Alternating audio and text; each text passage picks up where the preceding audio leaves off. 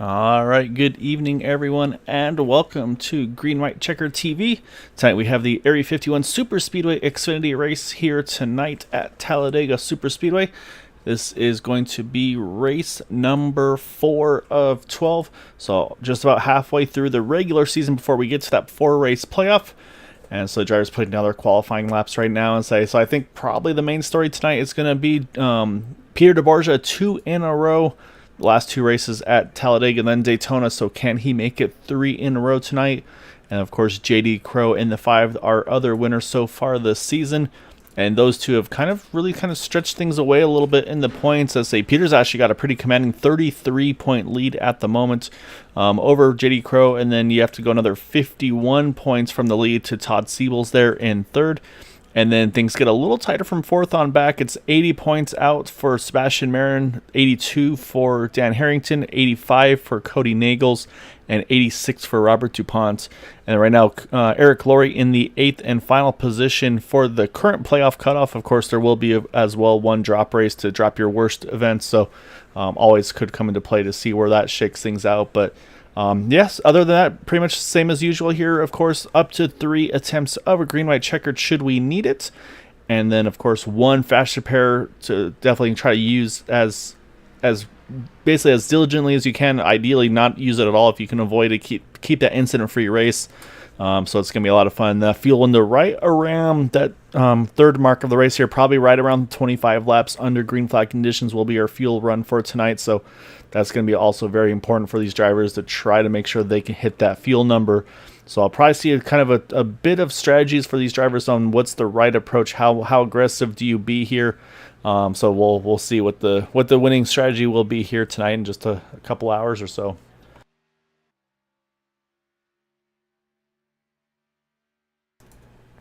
And so I have to apologize in advance for NASCAR being pretty selfish and overlapping the All-Star race with our race here at Area 51. I tried to get a hold of them, but I don't think they wanted to talk to me. So unfortunately, we're going to be competing against one another. So we'll do what we can. I say definitely no spoilers though. So for those that might be planning on watching it later, don't worry. Nothing will come out from our end on the race, and I'll definitely keep an eye on the chat as well to make sure there's no spoilers in there as well. So yeah, hopefully you're all having a wonderful Sunday evening. And yeah, we're about to get things kicked off here shortly. I will be joined in the booth by Matt Wagner this evening. I think just kind of getting everything set up on his end to get things rolling tonight. And yeah, we'll be underway here in just a moment. Got about a minute and a half left in qualifying.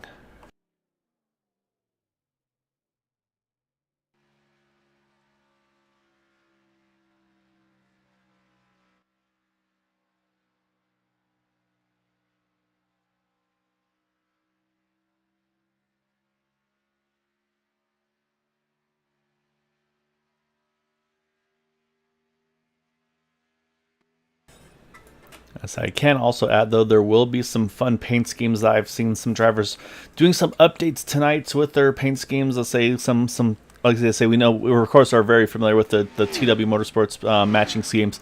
But I saw there's some pretty good ones with some of the other drivers with Cody Nagels and Vicente Guerrero. We'll definitely be sure to get a good view of those guys because, yeah, again, the originality with some of these teams and drivers is just top notch. So I think you guys all get a kick out of what these guys have in store for us tonight.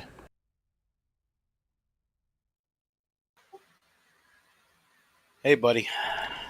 And speaking of my partner in crime, Matt Wagner. All right, Matt. I say we're back. I say we got to do a little bit of racing ourselves on Thursday with the trucks. And man, I say it's after a race like that, I'm kind of glad to be back in the booth here tonight because that was some intense racing with the Super Speedway Truck Series at Talladega. I felt like an eternity being locked behind Eric Laurie there, coming to the finish of the race there, just in the middle of 3 wide, and I was just death gripping the wheel for dear life. So yeah, it's gonna be a little calmer, I think, for us being up back in the booth here tonight. Yeah, I had little different experience, but I rather not talk about that. But all in all, that was it. The thing is, I learned the most that you got to qualify, and if you don't qualify up front, track position is so key there because if they hog all the lanes 3 wide, you don't have a chance to get up there, and you have to find a partner in it. that's even more difficult. Yeah, exactly right. Now, so you look here in the qualifying. Look at this. Had to go to the fourth digit there, beyond the thousandths of a second there between Gabe Butler and Everett Lane for pole. So Gabe getting into the 10,000ths of the second to grab that pole over the 24 of Everett Lane here tonight, get that bonus point. And then right behind him, Cody Nagels, you got Sebastian Marin, Eric Laurie, our top five. And then you got Peter DeBorge again, winner of the last two races there in sixth. Vicente Guerrero, Al Cena, Jim Brooks, Thomas Holder. Then JD Crow opening the season opener winner there in the 11th spot, Bud Steele in 12th. Continue on down here. 13th, you got Charles Johnson, Jack Walls, Michael Spell, Robert DuPont, Donald Stewart, Keith Horner, Brandon Briggs, Taylor Toller, our top 20. Then Andy Brigante, Derek Walker, Noel Coers, and Robert Jordan there, our top 24. We continue on down here. 25th, you got Jimmy Crow Jr. there, Robert Rock, Jay Hilliard, Andrew Schroeder, Brian Grimm, Bob Fitzgerald, Randy Miner, and Todd Siebels will be our 32 starters here tonight, this evening. So say now just waiting for that pace car to get rolling here in just a moment. And I say it looks like we've got all but one now. We've got the whole field gridded up here, so that pace car is going to start to roll off in just a moment, and we will get things underway here momentarily. But yeah, so Matt, on your mention about the pitting strategy, you're exactly right. It's definitely.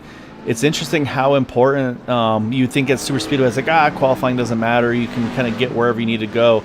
But it's actually become a pretty big thing, it seems like, to makes a pretty significant difference in the way these races pan out. So I do agree with you on that front that I was lucky enough to just kind of have cautions fall nicely for me to be able to have a chance to kind of be back up in contention towards the end.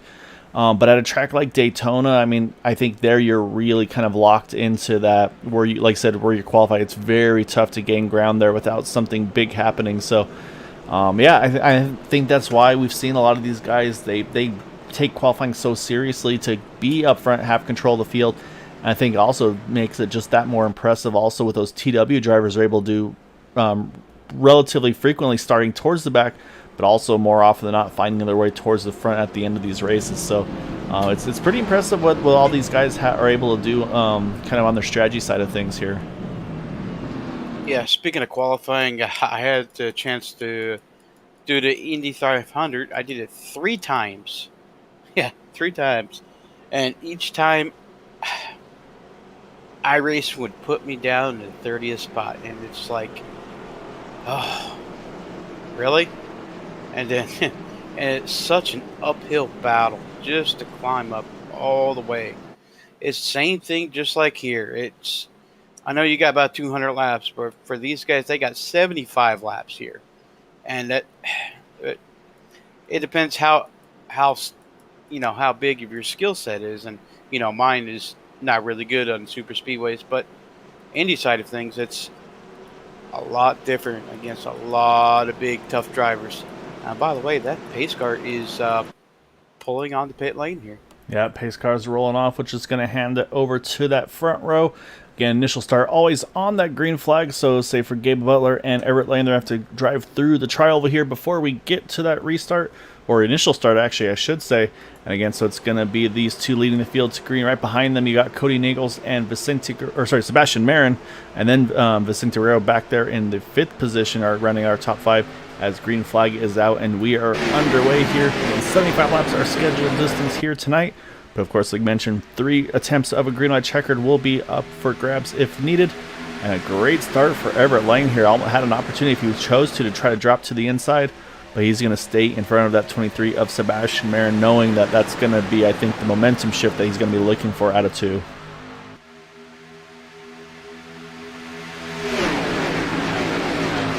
Yeah, I love these cars a lot better than in the trucks we ran on Thursday. It's so much more forgiving. The draft is not as huge as the trucks, but they got just a little bit more smaller of a window of the draft. But these guys to make it look easy. I keep saying that week in, week out. And you're spot on. I mean, they do make it look extremely simple to do. And And that's I talked to a few of the drivers pre-race, and I was like, I don't know how you guys do this week in and week out. It's just, I mean, I was telling him, I mean, it was my hands were sore after that race. I was just gripping the wheels so tight at the end of it, just wanting to make sure I wasn't the one to make a mistake at the end. And sure enough, we stayed green from that final restart to the finish, 3x3 for I don't know how many laps. Is a quick early jump out from Gabe Butler in the one car. I think I saw a little connection hiccup from him. I think he saw that as well, and he decided, you know what? I'm not going to take any risks. I'm going to roll back. Doesn't want to affect anything in the race here early. And he's going to easily merge up right behind that 24 car and right ahead of the 37. But he's also, importantly, got Jimmy Crow Jr. right behind him. So he's got some teammates right behind him here. So no risk to lose a draft. That's going to now allow that second lane to gain a little momentum. I was saying, it's been a little while since we've seen that 80 car of Alcina. So it's good to see him back and say right off the bat here, battling for the lead here on lap number 3. I know we're talking about the racing here, but I cannot get my eyes off Cody Neagle's scheme there. Yes, he's got the old IROC scheme. I love it. Yeah, and that's one of the things we're talking about tonight. As there you see, there goes Sebastian Marin as well. He's going to jump to the back here. So it looks like maybe just some drivers trying to get that lap lead, then hop right back up to the back. But yeah, looking at that third car in the inside lane, that 06 of Cody Nagels, he's got the, like I said, the old school IROC paint scheme there. And then teammate right behind him in the 14 there, Vicente Guerrero, also got it. So you got the kind of the cyan blue and the lime green on those two cars. So yeah, really neat to see those guys. Again, the originality with some of these painters is just top notch. And yeah, really fun to see them have some fun with these paint schemes. That's we're getting a little wobbly through the trial there.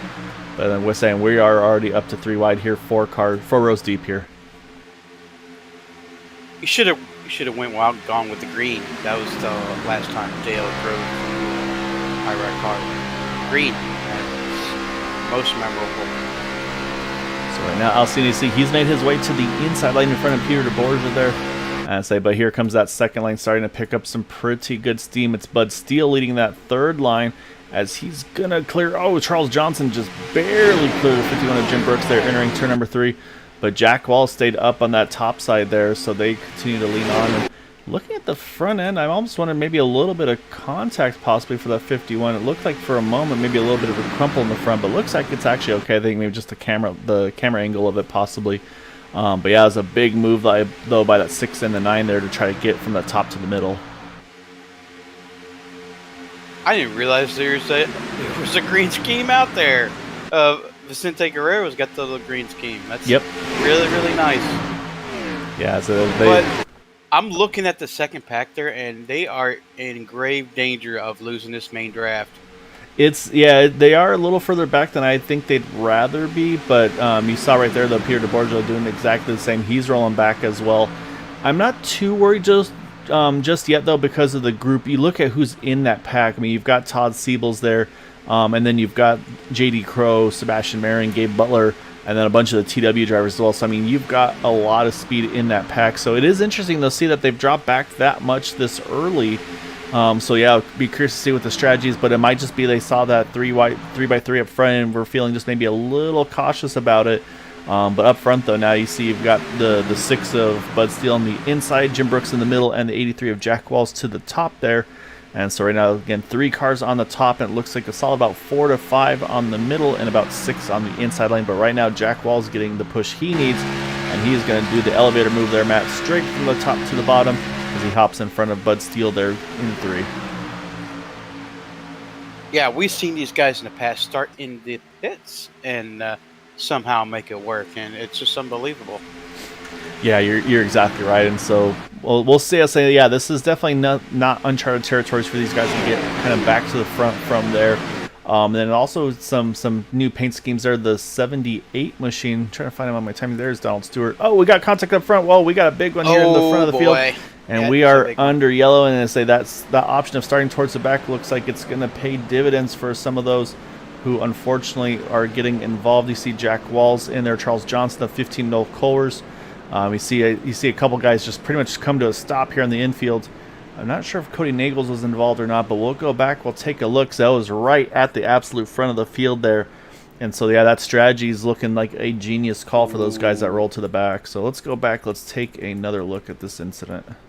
Yeah, that started off with the 88 of Michael Spell. Yeah, so you can already see it's already kicked off. So let's go back a little further here, and we'll watch that 88 here, try to get a better angle of this one. And so you can see Michael there in that third lane, right behind Robert DuPont in the 07. And saying a lot of these drivers, they'll use the dotted lines as kind of their reference points here. But you can see Michael's kind of just a little bit to the left of it compared to where Robert DuPont is in the edge. Just unfortunately, right hook into the 51 of Jim Brooks.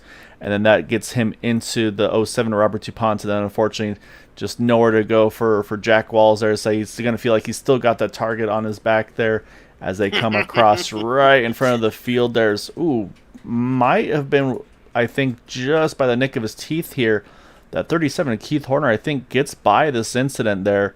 But unfortunately, some of those other drivers not so lucky. So I'm going to go back just a little further, because I would like to see that one more time from the viewpoint of Keith Horner, because that was close and then some. So we'll hop on board here. We'll pull it up to speed so you can see how quick this all occurs. Yeah, I'm watching it as and well. Wow, that. Oh my goodness. That's about the closest you could be. Yeah. Parting the seas. So we are under yellow here. So this will pretty much take the fuel strategies out of the equation now. Say from now we know for sure it's no question a two-stop race to the end here. Of course, like I said, some drivers are going to unfortunately have to burn some fast repairs. I believe Bud Steele's already in and out, used that fast repair right off the bat. We'll have to keep an eye on some of the longer pit stops for some other drivers, because like we said, we saw a few drivers. Jim Brooks, for one, we know he's got some pretty significant damage. A little further back, you see Randy Miners, same thing in that 101. He's missing the hood, the 15 Noel Coers. So there's some drivers with some pretty significant damage here. Probably going to have to consider taking the fast repair here. Actually, the 101 looks like he may have popped the motor because he got the whole field swinging by him here. So we'll watch pit stops, though, see how it's going to unfold, who's able to win that race off of pit road. As Peter DeBorge and Robert DuPont, they're having their own little race here to see who can basically drive through pit road first, it looks like. Actually, no, I'm sorry. Robert DuPont did hit pit road. Peter DeBorge is just rolling through the pits there just to basically make sure he can pit that second time around. Gotcha. But it looks like Robert DuPont, though, was able to win that battle off of pit road. So, we'll wait and see. Because I see Peter kind of looking like he wants to go back around him. But, so strategies for that 41, though, wants to wait till that second time by to pit. I'm going to have to try that strategy. These guys, rolling through the pits and just come by a second time around, that's a pretty smart strategy. And it works. I mean, in Talladega, it's kind of almost a double benefit, if you will, because at Talladega, you can also do that, and you don't lose, and you have a chance of actually gaining a bonus point for leading a lap as well, just with the location of that start-finish line. So, it's kind of just an extra advantage, if you will. So, actually, you see the 41 actually having to come to a stop here. There's some, I don't know if there's some timing scoring issues going on or what's happening here.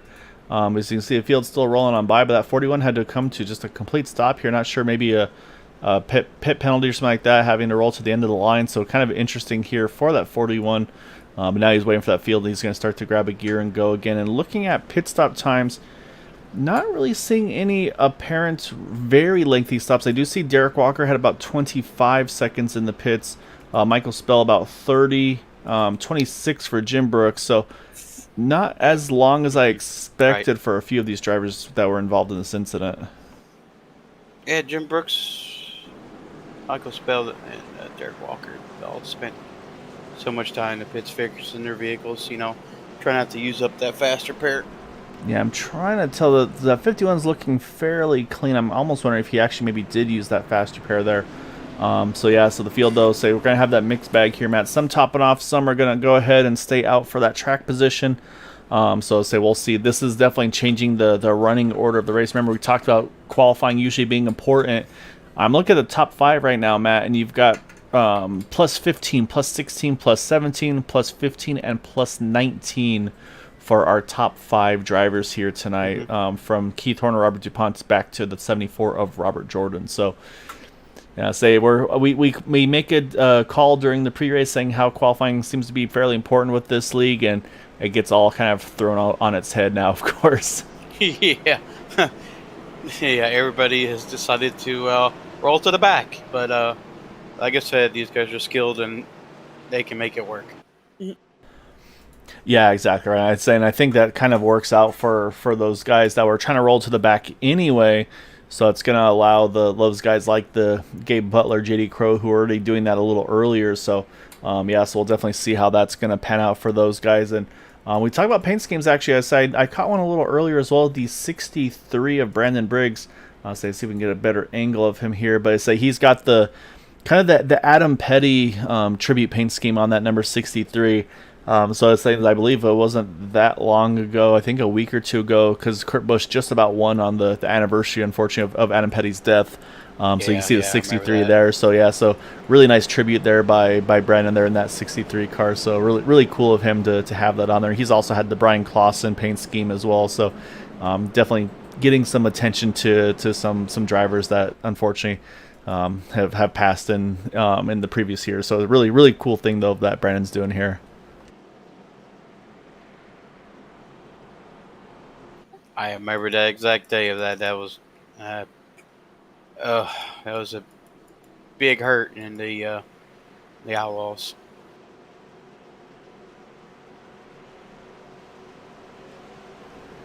And I just saw Dean peeking in. Dean Wilkinson in the chat, wishing good luck to his TW drivers. So actually, yeah, I say missing you tonight, Dean.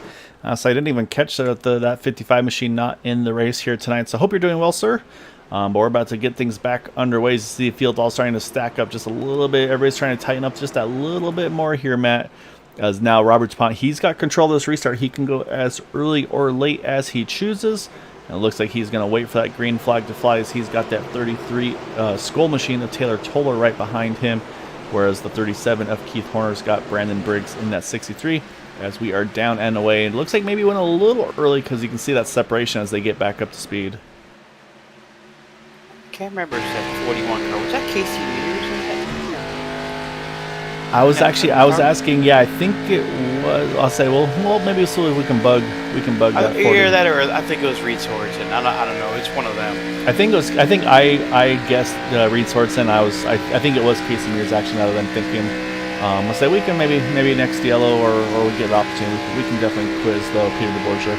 Because, yeah, it's a really cool campaign scheme. But right now, the Roberts Pont, he's going to hang on to this lead here as he's got Taylor Toller locked right onto the back bumper of him. And then you see that IROC peeking into the distance, that 14 of Vicente Guerrero there, that third car on the inside. But here comes Mr. Outside Lane, though, that 37 of Keith Horner. He's got help from Todd Siebels.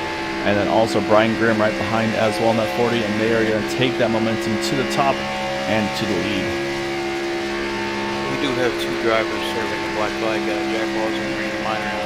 They're on pit road right now. Yeah, you're right. Yeah, actually, Bud Steele on pit road as well. So that's a tough one to say, especially what they need to do here is if they can work together and try to keep the three of them locked on with each other, that's going to be in their best interest to stay on the lead lap here. So looks like a quick in and out for Jack Walls, though, already rolling off there, whereas Bud Steele and Randy Minor still sitting on pit road. But right now, the Todd Siebels, he's leading the outside lane. He's got teammates behind him in that number 40.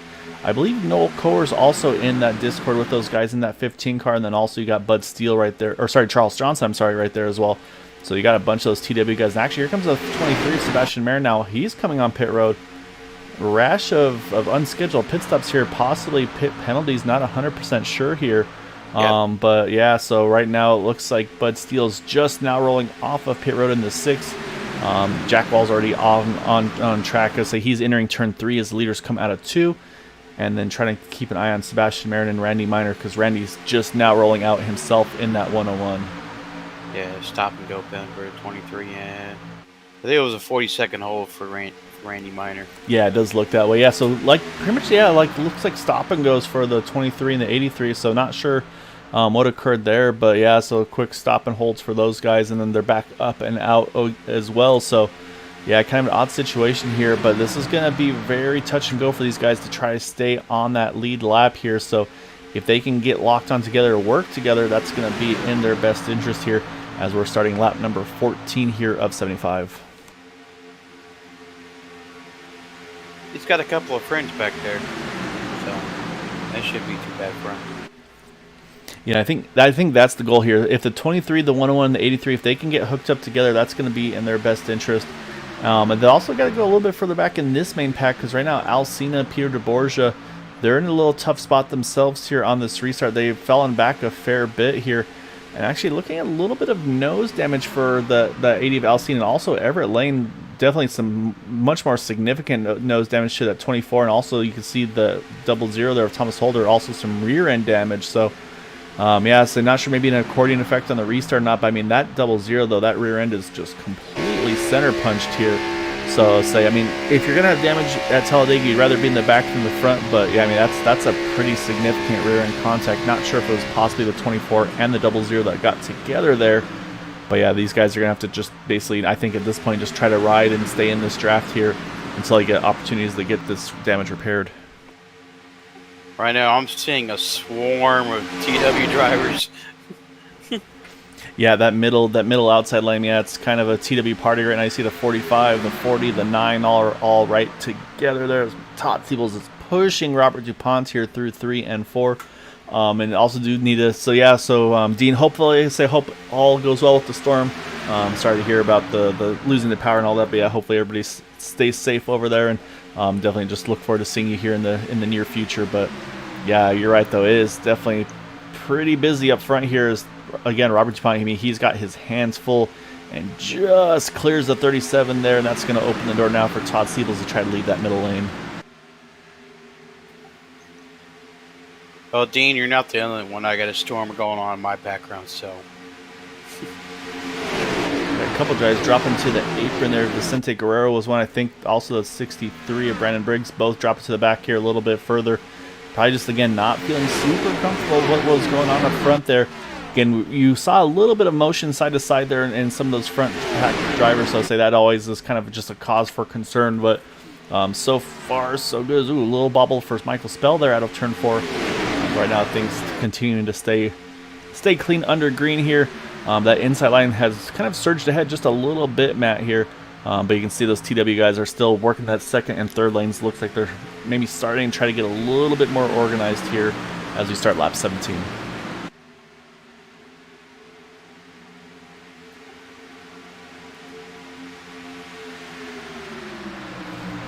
Looks like field's coming up on Jack Walls. I believe that is in the 83.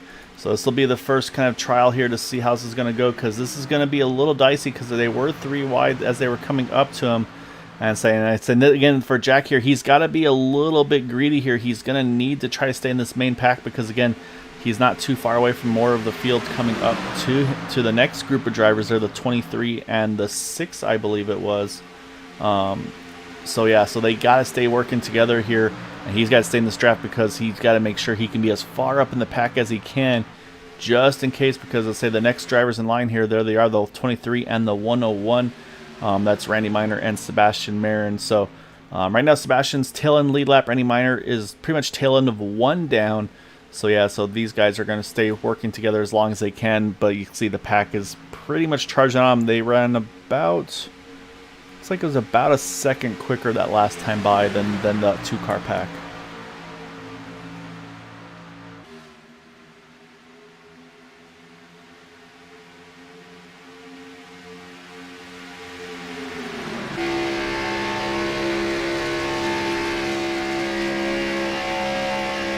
Up front though, the 37 Keith Horner continues to lead the way. I say he's got to be careful there. He drifts up just a little bit, open the door for Robert DuPont for a moment to consider peeking underneath. Robert stays committed to him, but now you got Taylor Toller in that 33 Cole Bennett leading the outside lane. And again, TW starting to line back up once more here. They got the 45 and the 40 there. The 15's right there as well. So saying then fuel mileage wise here, Matt, they've gone about 10 laps or so since their pit stop. Again, no questions now on fuel mileage. We know everybody's good to go to the end. I think the only question mark is, or sorry, not good to go to the end, but good to go on 2 more stops, I should say. The question mark is going to be, though, is what the strategy is going to be for when to make those 2 pit stops here. Well, man, I am so confused right now. I just say last pit on. I keep trying to bring up Around lap number 8, lap number 9. At late 9. So we're looking about 25 laps. So about lap 34, 35. Yeah, just about that window. Yeah, probably around 34, 35 range. So, but the thing is, of course, is should drivers choose to, they could start coming in as early as about 26, 27 maybe just give himself a little bit of breathing room. So we could see some strategies of drivers maybe trying to short pit a little bit in this thing. So that's where these pit strategies get pretty fun, where the openings are. So yeah, we'll wait and see if we see any of those takers here early on. But I say we still got about 6-7 more laps until that comes to for that first potential to open up here. Speaking of traffic, we do have the leaders are coming up on 2 cars. I think that's Sebastian Marin and Randy Miner.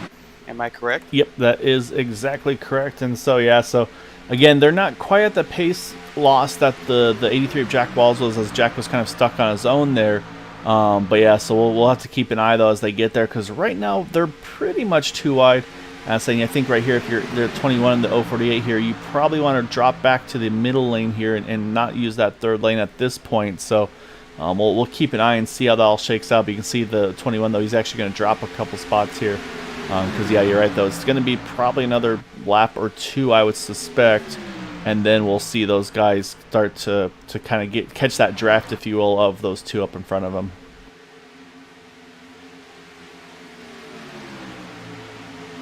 So far is pretty much the LTW gang up there up top. I don't think they'll have anything for the 33 and the 37. And like I said, I've been saying this week in, week out, that 37 is hell pusher. Yeah, he's a very, very good pusher. And you can see, say again, you see Vicente now kind of rolling that third lane. Say again, if I'm Vicente here, it says I wait just a little bit here, wait for them to get by those cars and then try to pick up that third lane. But we'll keep an eye and see, because like I said, it's pretty much just a matter of time at this point, because you see here's that 23 and then that 101, and then you look just in the distance and here comes that pack of cars on them. So yeah, so we'll have to keep an eye and see what the strategy is. I suspect we'll see those 2 jump to the top once they get just close enough. They just haven't got to that point yet. And then the other thing that's going to happen is about probably another lap or 2 after that, they're going to catch the 6 of Bud Steele, who's kind of stuck on his own there. So they're about to catch a whole slew of traffic here, and then that fight for the lucky dog that's where things are going to get very busy here.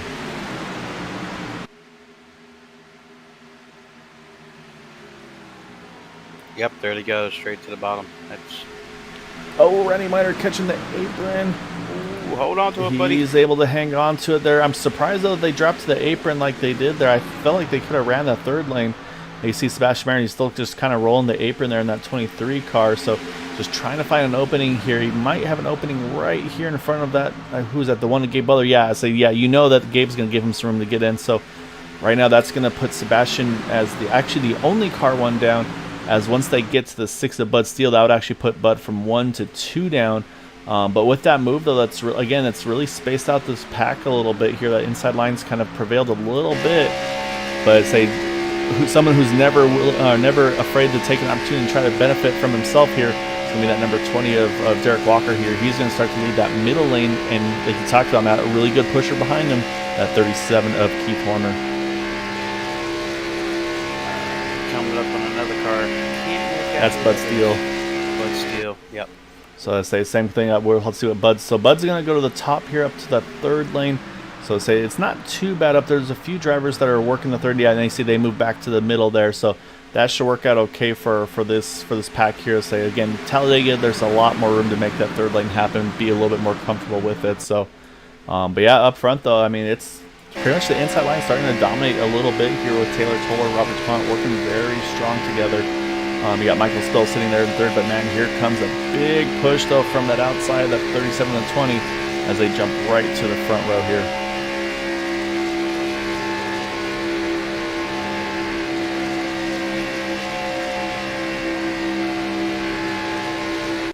We got a new contender up toward the front right now.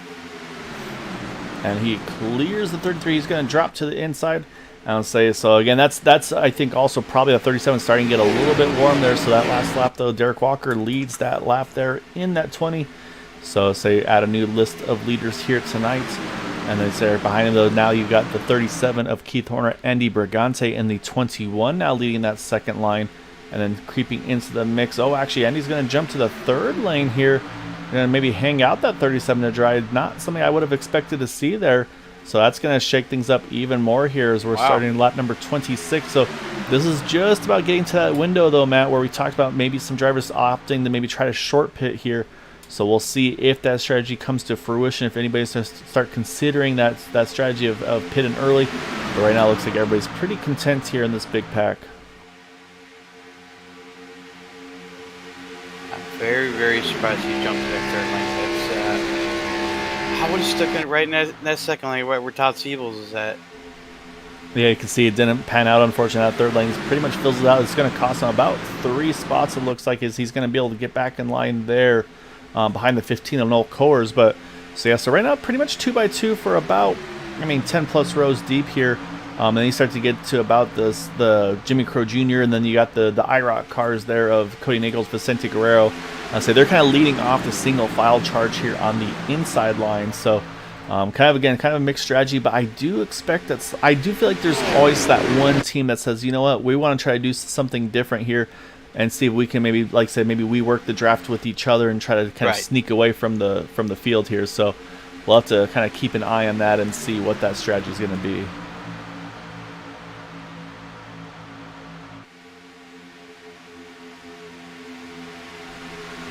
However, though, that middle lane, though, you can see they were able to clear the inside. Now they got the 45 and the 40. Now they've dropped to the inside here. So now you've got 2 TW drivers leading that inside line with Todd Siebels, Brian Grimm. And so we always joke about Todd Siebels kind of waiting to the very end to make those big charges. And yeah, he's already up here. I think maybe with Dean being out of the race here tonight, he's kind of taken over. It's like, hey, I'll be the aggressor on the TW drivers here tonight and kind of take the mantle that Dean likes to do. It's that we've been noticing the last couple of races and even last season. So, but yeah, that's looking good for them because right now they're holding very steady up front. They don't have a ton of pressure yet because right now, as you can see, that 37 to 15, they've got a pretty decent gap between the two of them to that 21. And still, so far, no takers yet for that potential pit stop here. So, looking like these guys might try to just go all the way to that 35 roughly number here, Matt. Yeah, I'm thinking about like 32, 33. So I don't have to take as much fuel, sit in the pits and still have enough for one extra stop. That way you don't have to sit in the pits. Yeah, there's a lot of potentials, for how to play the strategy. Because, again, these guys in the back here, like you said, kind of starting off right around the 14 and these guys here, they can probably save pretty aggressively here. And, again, this could maybe allow them, like I said, to go further on this stop, but also could allow them to maybe on that final stop take a little less fuel, maybe even get it down to a single can. So maybe we see these guys again just try to run these last 2 runs as far as they can. Again, this is all pending yellows, so say of course that'll change everything. But right now, yeah, definitely looking like that plan here for these guys at this point is just to make it to that lap 35 roughly number here, as we're at lap number 30 now.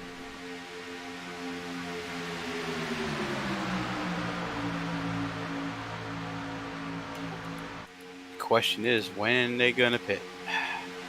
I see everybody's dropping to the inside pretty much. It's just a straight line all the way through, except for a few cars up top. Yeah, and saying that's exactly right. So as you start to see that outside line start to fizzle out, that's kind of the telltale. Yeah, we got some takers. Yep, and here they come. Yeah, this is exactly the group I thought it would be. Oh, it's been by the 08. Oh, Robert DuPont. Oh, you saw Peter DeBorgia wow. had to pretty much slow down a bunch to avoid the 08. And so you see a couple guys that are kind of joining the party here. The 51, Jim Brooks, is in this mix as well. So I think a few guys decided, you know what, we're going to try to tag on to this group here to hit pit road because they know what these guys can do if they do it right. So Gabe Butler, he's going to be the first to hit, or I should say the one to hit his final pit stall there in that number 1 car. So now we'll jump up front here to the leaders, see how they all come off in relation to one another, to see, do we see the reaction from this lead pack now? Does anybody jump in with them, or do they decide, no, I think we're okay to go here? I'm a little nervous. So I see 2 very long pit stops here, though, Matt. I think, unfortunately, Gabe Butler, Sebastian Marin possibly busted for speeding on pit road. You're absolutely correct. And that is a heartbreaker for those guys, especially for Sebastian, because now that puts him from being 1 down now to 2 down in that number 23. So he's going to need a lot of help now at this point. Yeah, he's going to need a lot of cautions. It's a tough break for them guys, but they're being released right now. So I say the nice part is they'll be able to work with each other again, kind of keep the pace up to minimize the damage as much as possible. So right now, what this has done though is basically this puts Gabe to 1 down, Sebastian to 2 down. So we'll see again. Once I think everything cycles through, they might be in a position where maybe they'll be kind of back to 1 down and on the lead lap. And here comes Todd Siebels. He's going to lead the second pack onto pit road in that number 45. He's bringing another good chunk of cars with him, and so far looking pretty clean here. So good job by these guys hitting pit road just a couple laps later there at 32, which is going to leave 12 more drivers yet to make their scheduled pit stop here under green. And so the next question is going to be lap time here, Matt. So I'm waiting for that second pack to kind of complete their lap, because obviously up front they're running in about the mid to low 50s, like 50:42 is what Keith Horner ran that last time by. So we'll have to see what those lap times are looking like for Peter DeBorgia, who's leading that second pack, or I should say the pack that already pitted there, as they're actually going to cross start-finish line here in just a moment, as a bunch of the TW guys are leaving pit road. Here comes a few more, though. Andy Brigante is going to bring a few more in with him. Michael Spell. So we got one coming way hot, but gets it low down. Wow. Is that going to bring out the yellow? I think. Oh, you're right. I didn't catch Michael Spell there. No, I think he's going to stay off track. So he's off track. So I think it'll stay green. But it's going to be, again, another stop and hold here. So right now, though, the winner out of this pit road cycle for the moment is this number 40 here, Brian Grimm, who's got such a good pit stop. I'm a little nervous, actually. Yeah, here he comes. He's coming back in pit road, so I think something actually went wrong for the 40. So it's actually going to be the 25 here. 45 of Todd Siebels. We got another one busted for speeding. Keith Horner got busted. Oh, yeah, another one of our big contenders as well. So right now, say Todd Siebels is again currently leading the drivers that have pitted. Right now, Noel Coors is actually the furthest up of those that have just pitted here. So we'll see. I say everybody's going to kind of find a way to kind of bunch back up here together. So we'll see how the cycle all continues on. But right now, Noel Coors showing as our leader. But Taylor Toller, you see right there behind in that 33 Skull car, is the next in line for position. But everybody's starting to kind of make their charge up forward here. Here's something very interesting. The 15 got in the back at the 37, which kind of propelled the 37 to speed. Wow. That's insane. I mean, if you're the 37, there's nothing you can do there, and yeah, I mean, you kind of feel like, hey, I didn't make the mistake. How am I the one that's getting penalized for it? But unfortunately, it's just based on the. It doesn't care why it happened. I mean, this is all iRacing based, so it's like, okay, I saw you went over the speed at this point, and so it penalizes for you. It doesn't base it off of anything else. So right now though, what we do have though, Matt, is it looks like we're gonna have pretty much about 20 cars in this lead pack when we're all said and done. Everett Lane and Thomas Holder are fighting for all they are worth here to try to get back up there. I think they are doing so. That 00 here is definitely pushing that 24 here as much as they can to try to get back up to that package and bring us to 22. Unfortunately, there's some drivers that did not have the pit stops they were looking for. Bob Fitzgerald in the 08, Brendan Briggs. They've all fallen off this lead pack here. So again, this pit stops have really separated the field here once again. And so yeah, so we'll have to kind of wait and see. But up front though, we're going to jump back up here because we're back to 3 wide racing here, Matt. And here comes that 39 of Jimmy Crow Jr. and the 5 of JD Crow. No relation, but they do work very well together there, and they're starting to work that third line.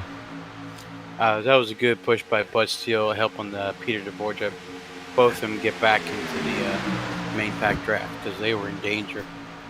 Yeah, so you got the IROC cars in the middle lane there, the 06 and 14. They have found each other, but Charles Johnson decides, you know what? I've been following that 33 long enough. I want to lead this race here.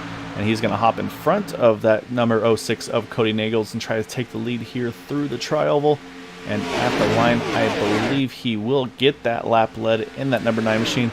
But they're also starting to come up on the traffic like we talked about. Those 40-second stop and holds, the first set of drivers they're going to catch are going to be the number 1 and the number 23, Gabe Butler and Sebastian Marin here. So this is where things are, again, it's going to get a little dicey here because this is where these guys are going to have to start being pretty greedy to try to stay on that lead lap or at least try to stay 1 down.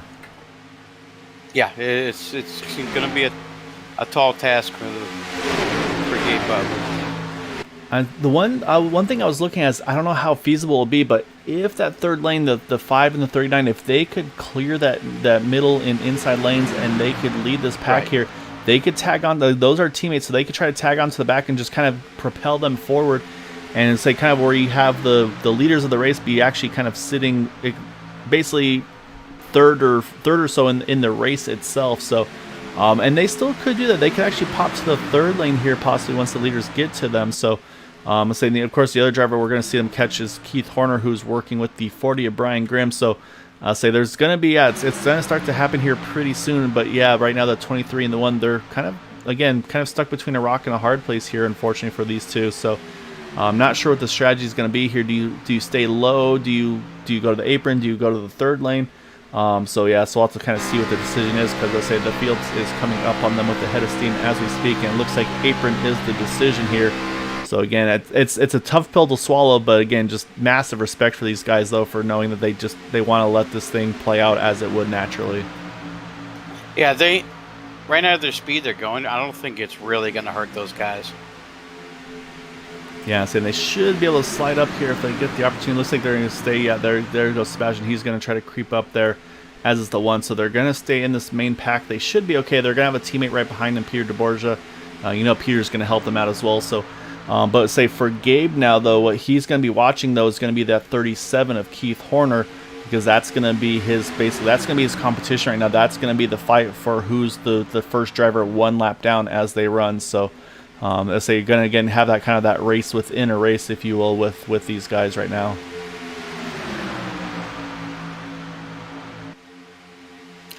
Let's see. I was trying to look where they were sitting on track. The guys were going down. So right now the only 2 a lap down are Gabe Butler and Michael Spell. But Michael Spell is in turns 3 and 4 right now, while the leaders are in 1 and 2, and I think he's off on his own. So Michael's not a concern for Gabe. I'll say Gabe's concern is that number 37 of Keith Horner right now.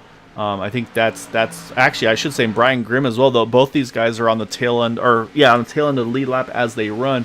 So it's actually going to be a kind of a 3-horse race, if you will, for the Lucky Dog between the 40, the 37, and the 1. So that's gonna be the fight to watch. And I think at some point you'll probably see that 1 have to pull a little bit of aggression out, as actually see them, looks like the same thing dropping to actually mixed strategy here. 37 went low, and then the 40 went high. That's always if you're a leader, that's always a very nervous position here, because you don't know. This is where everybody starts to kind of squeeze each other just a little bit more, and mistakes happen. But so far, looking like we're gonna get away with it. But we got to start keeping an eye on where those drivers who are a lap or more down are in the running order, because right now it looks like Brian's in the best position of those in the 40, as he's got about 0.8 of a second over Gabe Butler's. Gabe is right there in that 1 machine. So that's right now, it's the 40, then the 1, then the 37 is the battle for these drivers that are a lap or more down. Yeah, there was nobody at 3 wide up top. That was a wise decision to go up top there. And right now, we'll probably be the lead car 1 lap down right now, I think. Yeah, so that's right. Yeah, Brian's he's got to make sure you see right there, he drops him behind the 071 of Eric Laurie. So this is now the strategy where the 40 and the 1, they got to figure out, okay, where does Gabe go? Does he go where the 40 isn't? And also the teammates, what do they do here? Because again, I mean, Gabe could try, if he wants to, he could try to jump up top to that third lane, work with his teammates, and try to get his lap back the old-fashioned way. So yeah, so it'll be interesting to see what the strategy is. Currently, Gabe's just kind of locked on behind that number 40. But at some point, I feel like he's going to want to make a move here just in case, to have a chance to get that Lucky Dog position. But of course, there's that risk versus reward. You don't want to be in the thick of the pack if there's a wreck either.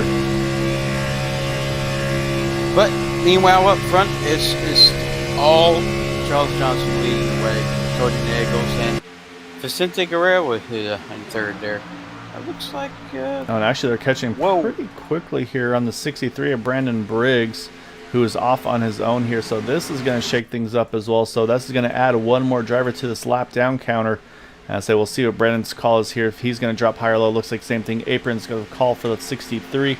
So that's actually going to give us now 4 drivers here battling for that lucky dog spot. But again, for the 63 here, he's got to try to find somewhere to sneak in here. And it looks like he's going to be able to try to slide in right behind, actually right with that lucky dog battle. That was a little bit between the 06 and the 14. That was almost a near incident there.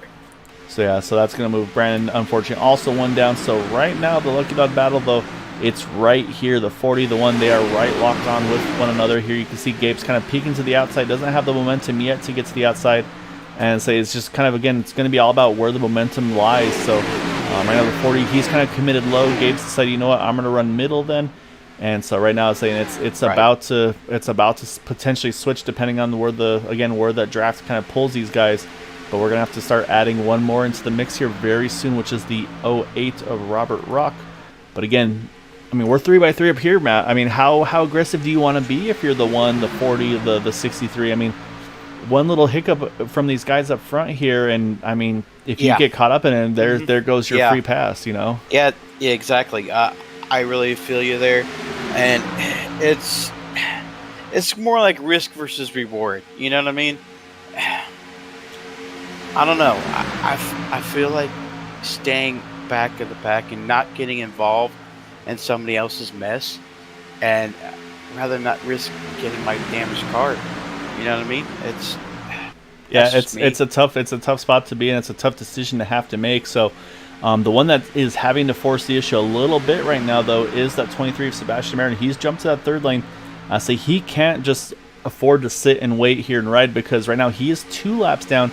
So again, he's going to work with his teammates here running that 3rd lane, the 5 and the 39. If they can clear that middle inside lane, Sebastian maybe gets an opportunity that he can lead the field, go from the tail end of, go to the tail end of 1 down, and that way then he could still be in a potential position for a lucky dog here as well. So I mean, there's a lot of strategies, not even just for the lead here of the race. As I say, we continue to still run 3x3 with Vicente, JD, and now actually Bud Steele's just going to peek in the middle. And actually Bud Steele's the same position here, Matt. He's doing the same thing that number 23 is. Bud's 2 down.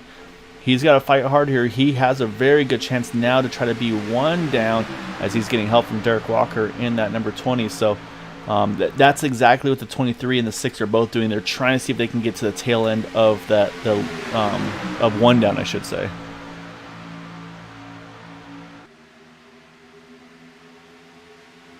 Are we getting close to pit stops there? So let's see. They last pit around 30 to 33 is about the range. So it's been about 16 laps. So probably another 10 laps or so, I think, will be the window where they have to pit.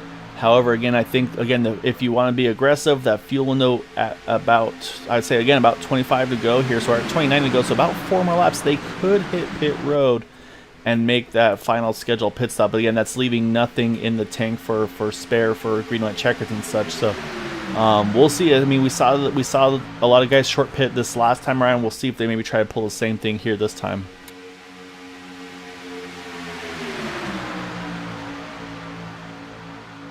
Yeah, if I was on the strategy, speaking of fuel being less time on the pits, get all your teammates on pit road.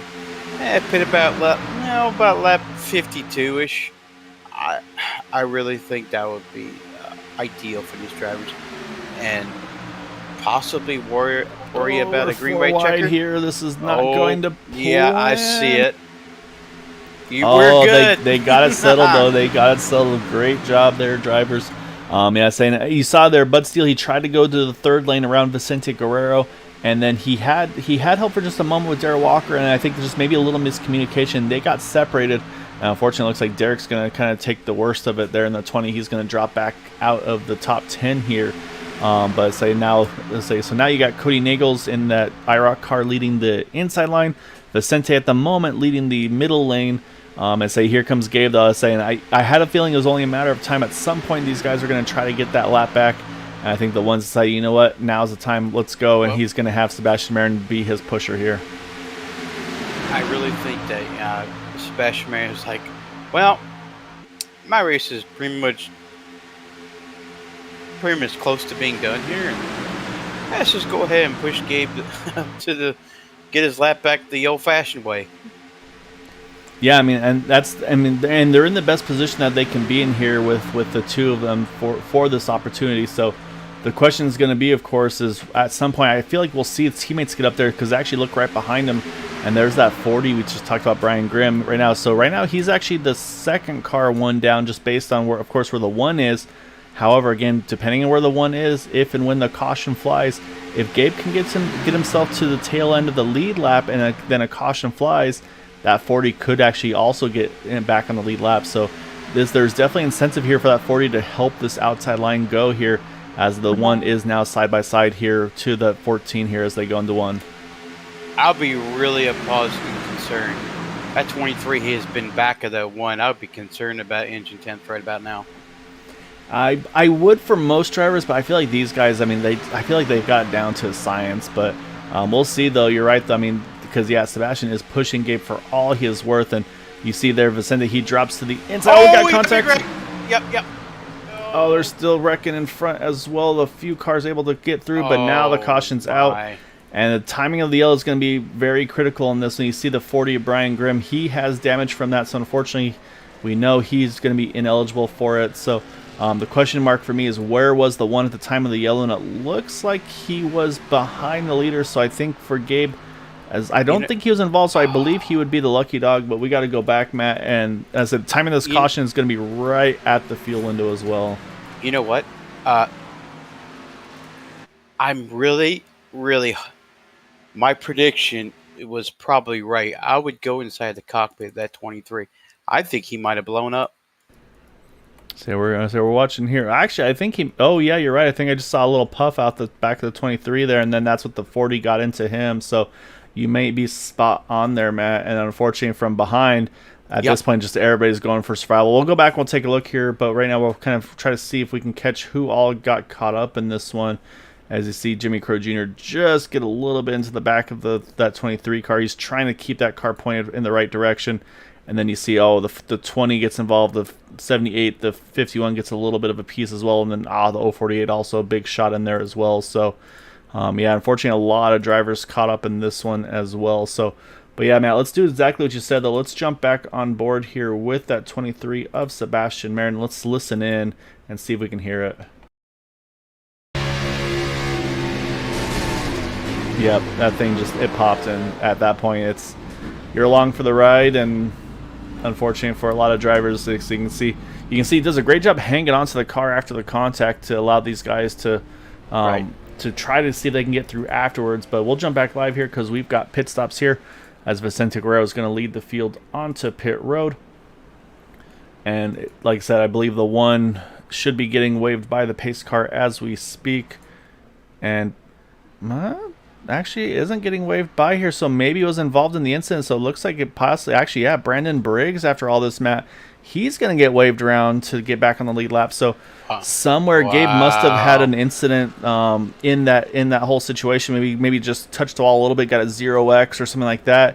So that actually prevents him from getting that lucky dog. So really, Gabe's only option, I think, is what we're seeing right now is he last pitted at lap number 30. So we are at lap number, what are we at right now? 51. So he can go a few more laps here. Not very much, though, but I think he might be trying to take the wave around and maybe hope for a quick yellow in that number 1 machine. But on the pit stop battle, though, it's going to be teammates coming out 1-2, Vicente Guerrero and Cody Nagels. So say they're going to lead this field back to green here. And then drivers unfortunately involved. He's got Charles Johnson, lengthy pit stop for him.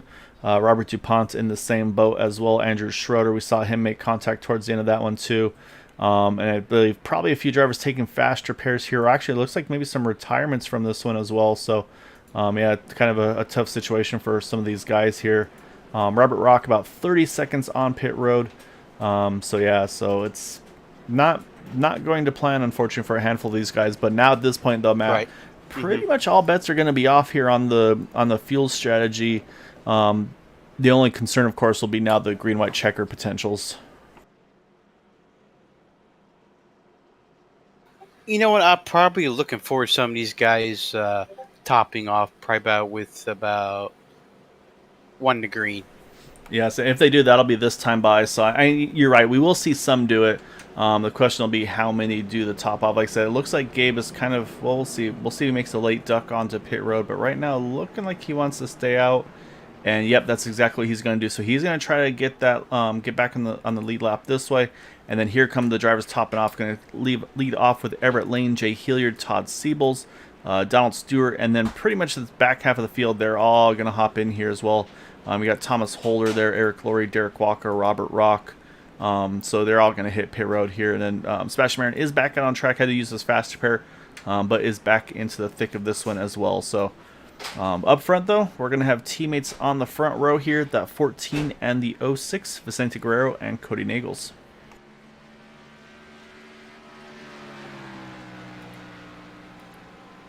You know, I wonder.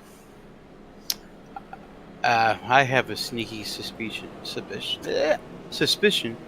that old Sebastian might drop back and help Gabe. If I had to really think about that one. Well, I think for Gabe here, I think he's just got to be basically full fuel save, and just honestly just hope for a yellow. And the only other thing he can do is, like I said, is maybe where one of his teammates decides, hey, my race is kind of done anyway too. I'll pit with you. That way, maybe we can work together and do something that way. So it'll be interesting to see what the team strategy is for these guys, because I mean there are a lot of them that are still on the lead lap in contention here tonight, whereas Sebastian is currently 2 down. And Keith Horner and Bob Fitzgerald are still 1 lap down. And yeah, unfortunately, we do have some retirements. Jim Brooks, Brian Grimm have retired, as well as there was Andrew Schroeder, I think it was, that also has retired from the event tonight.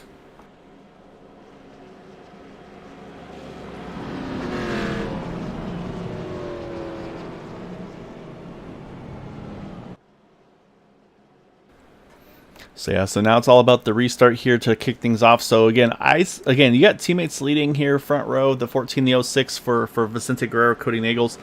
I would predict that, I don't know, do they want to lead both lanes here, Matt, or do they want to just go and try to line up with one another? So this will be a tough call for them, because you always want to work with your teammates, but at the same time too, if you can have your cars leading the inside and the middle lane, not a bad place to be with these guys. So we'll have to see what the strategy is going to be here as a pace car ducks off, and they're going to bring us back to green here with 22 to go. Excuse me. Well, you remember what we saw last week between the who was it, the 41 to 23, all them running up front, pretty much controlling the first 2 lanes. That's what I think what these boys are about to do. Yeah, and looks like they do wait for the green, so they will continue to bring the field back underway here, 22 to go. And so you can see the field all starting to try to get sorted here. And I'm already watching that second line, because you see the 41, the 5, and the 39, they're already lined up together. And that's going to be a very, very difficult trio to keep in the back. And yet there he goes, Peter DeBorgia, wasting no time. He's done his saving, he's done his riding. Now he's ready to race here as we get down to it. Again, should be good to go to the end on fuel from here. As you see there, the 06 is going to try to pick up his teammate on the inside line as they head into turn number 3.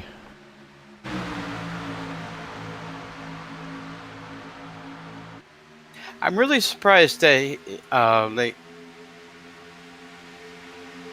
just want to control the bottom lane.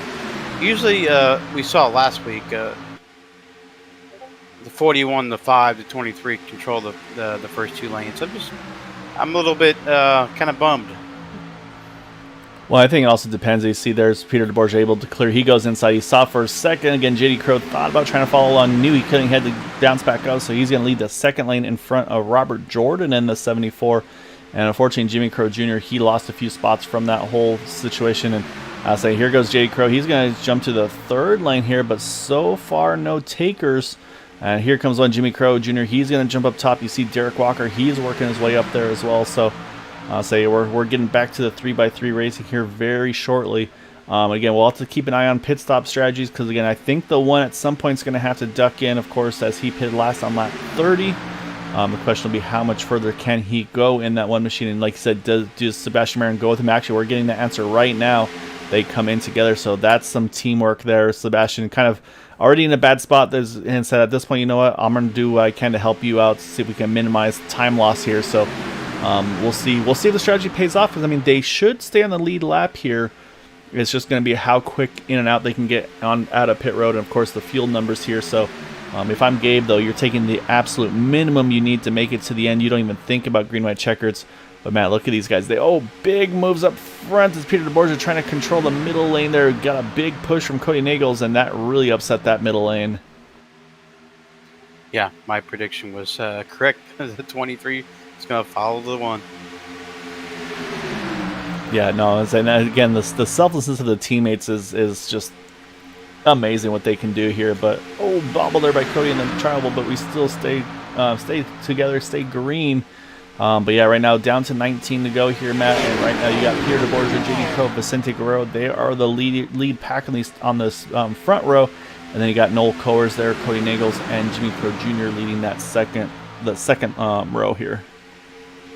And you got one that said, you know what, I don't like what I'm seeing. I'm rolling out there. And I think, who is that? That would be me. Yeah, that would be, I think it's Todd. I'm out. Yep. I don't blame you, Todd. I really don't.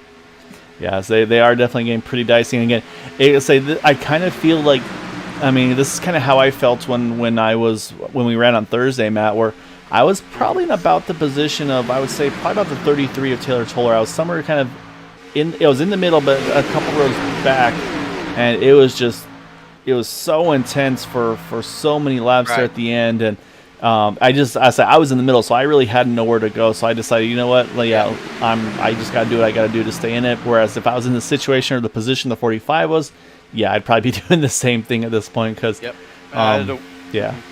Yeah, you don't want to be that driver that does the old mistake, and I really feel you for that. Yeah, it's a very tough place to be in. As you see, there's Peter DeBorgia. He's going to drop to the inside in front of the side. Oh, he got a big one. That's a big one. Big wreck there in 3 and 4. So I saw multiple drivers involved here. And it was, once again, right at the very front of the field. And that's going to be absolute perfection for the one of Gabe Butler because that's going to keep him on that lead lap. Unfortunately for some of these other guys, though, not what they were looking for. Looks like Jimmy Crow Jr. had to take a tow back to pit road. Oh, man, that was a massive. So whenever you get someone hooked in that right rear, you know it's going to end poorly. And that is definitely what we just saw there. So let's go back once more. We'll try to get a better look to see how this all occurred and where it occurred. So we're watching, looks like the 74, maybe just a little bit off the bottom line, but then you see the 5, he gets a little bit of a hook there. And then, Cody Nagels, he gets the shot there. Oh, my goodness, Cody up and over. You see the 39, the 5, the 74, the 33, the 37, the 20 once again involved as well. And then I say, we'll have to see at some point if we can find out where that 45 of Todd Siebels was. And actually, yep, there he is. He called that one to perfection here, man. I mean, look at this. He pretty much is going to have to almost come to a stop here to let these cars settle back out before he can get through there cleanly. So I say Todd kind of working his sixth sense there, if you will. Yeah, I was getting ready to say that was a very smart move by Todd Siebels there. Yeah, so unfortunately, I think that's probably evening over for the 20 of Derek Walker, as I believe he had already had to burn his fast repair, so I think that's probably night done for him. Like I said, a big break for that one of Gabe Butler that gets him back onto the lead lap and back on sequence with everybody. And the next question is going to be Lucky Dogs, because again, there were a lot of drivers involved in that one, so we'll have to see who wasn't involved. And I already I have a sense that it's going to possibly be Sebastian Marin because he's hustling that car around the track here. So we'll see if that 23 might actually be the one to benefit from this whole situation here, maybe get back on to 1 down. So we're waiting to see, and the AC's trying to find some space, and look at that. So wow. It's kind of doesn't sacrifice his race, but kind of gives up some track position to help his teammate there, and Gabe Butler, rewarded. And he goes from 2 down to 1 down. So yeah, so pretty wild the way things kind of turn sometimes. But unfortunately, though, attrition, Matt, I think that's going to be the story of tonight, because I mean, we'll as we look at the timing and scoring over on the left side here, we're going to start to see a lot of drivers a lap or more down, or not lap or more, sorry, I should say out of this race, unfortunately, once you get out of the top 20 here. So we'll wait for that to cycle through. You can see, there's Andrew Schroeder, Brian Grimm, Jim Brooks already out. Robert Punch showing at 6 down, but then I'm seeing a bunch of drivers still on pit road with some lengthy pit stops here. So yeah, I have a feeling some of these drivers are probably done, but just haven't formally retired from the event yet. So Yeah. Just a tough spot for a lot of these guys, unfortunately here. So we'll see though. I mean, say we still got about 13 laps I think to go on this restart here. So I'd say the one we got to try to find also. I'm not sure if the 06.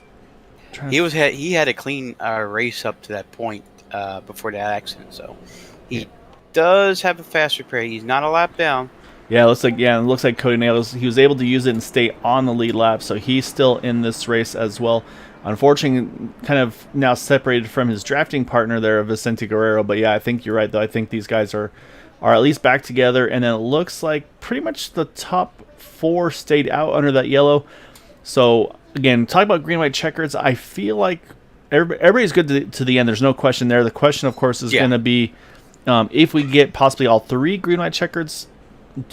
Are we any concerns about the top 4 or not? However, from Noel Coors on back here, the 1533 and company, they are good. They pitted at 59 here as well, so they should have 0 concerns about fuel to the end. I think we only had 1 green-white checker this season already. Correct me if I'm wrong, but I'm not exactly 100% positive. I'm not sure but either. I've been following the races, so we only got 1 green-white checker this season yet. Everything else has been clean and green, so we'll see what happens. I'm quite curious. The 14 and the 41 have clean races so far.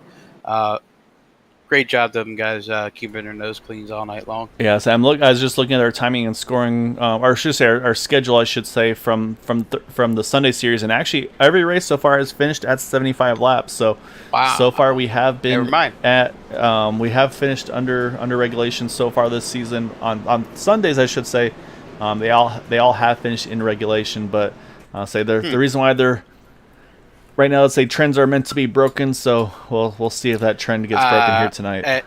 Don't jinx it, Gaio. That's my job. No, don't do it. Some of the races we've had a really close finish between one that was a superb race, and hopefully we get another close finish here tonight. I'm looking forward to it.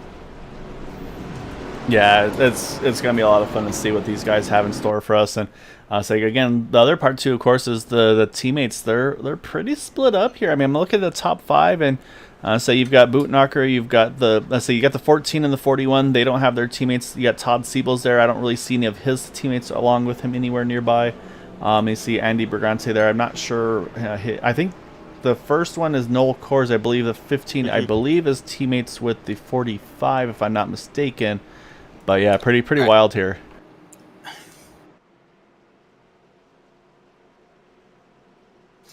I know Thursday during the truck race they caught us off guard on one of the restarts, but we'll find out if they either go early or go late. I remember last time, but I'm thinking this time. Early. I think this one they're just gonna wait till the green because there's no real teams established here, so. I think it's honestly in Peter's best interest, and honestly probably Vicente's best interest, to keep everybody kind of packed on with one another here. So we'll see, though. So we're going to restart this thing with 14 to go. Again, fuel is out of the question. These guys good to go to the end.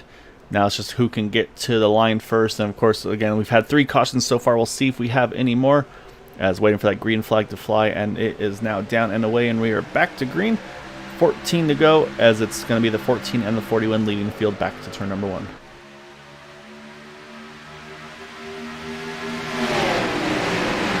I actually need to mention the 20 of Derek Walker. He's not giving up here. He's definitely hurt. He won't have any downforce issues. That thing's got no rear decklet or rear spoiler, so that thing should be making some pretty good speed there. However, unfortunately, I don't think he's going to catch the field here. As they get built back up to speed. But you see right there, again, big moves by this 41 of Peter DeBorgia there. Hops in front of the 14. That's going to allow now Andy Brigante and Noel Coors to lead this inside line. And then haven't talked about the number 80, Alcina, very much here tonight, but now he's leading that 3rd lane as he's got the 00 there of Thomas Holder right behind him. So again, new names, new faces with all the attrition that we've seen tonight. It's really starting to shake things up a little bit. You know, when I learned this kind of from Darrell Waltrip said on the Fox broadcast.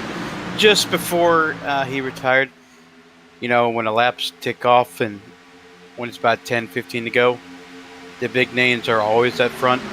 And when it's crunch time, they'll be up there. Yeah, speaking of which, I'll say again, the pit strategy for Gabe Butler goes to perfection there again. Stayed out, got the wave around, and now is back onto the lead lap and is the 4th car on the inside lane here in that number 1 machine. And again, his teammate was 2 down. He's back to 1 down in that number 23 of Sebastian Marin. And I believe, if I'm not mistaken, I think Sebastian's one of the few. Actually, no, he and Bob Fitzgerald, that's going to be the battle for Lucky Dog right now. I say 23 of Sebastian currently has it. Bob is just 2 cars behind him there in that 08. So that's going to be the battle for potentially for the next Lucky Dog if we get a yellow. But we're down to 12 to go here. So again, it's going to be time some of these drivers are going to start to make those moves, try to position themselves to be in the right spot at the right time.